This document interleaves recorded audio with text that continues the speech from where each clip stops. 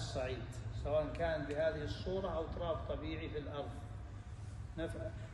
تضرب يديك لا يلزم التفريج ولا الضم، لا التفريج إنما على طبيعتها، على طبيعتها. نفعل هكذا.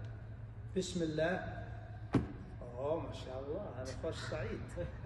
له غبار. له غبار ما يحتاج. ثم تمسح.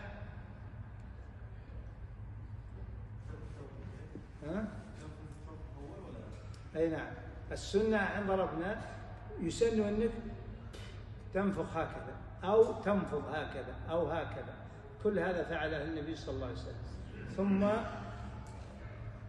تمسح وجهك هكذا مسحة واحدة، ثم تمسح اليمنى باليسرى هكذا إلى هنا، إلى الرسغ الكف فقط، ثم اليسرى باليمنى هكذا، ولك أن تمسح هكذا وهكذا. هذا صحيح وهذا صحيح، يعني عرضا أو طولا كله واحد. أيهما أفضل؟ ما في أفضلية، لأنها لم تثبت الصفة بالتفصيل عن رسول الله صلى الله عليه وسلم، فما في إلا إما أن تمسح هكذا أو تمسح هكذا.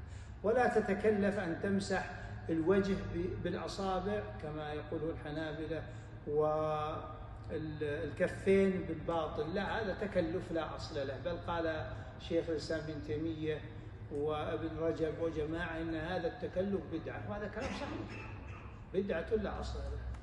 وبهذا تكون انتهيت من التيمم. وهذا التيمم واحد للغسل وللوضوء، لا فرق بينهما. ما شاء الله.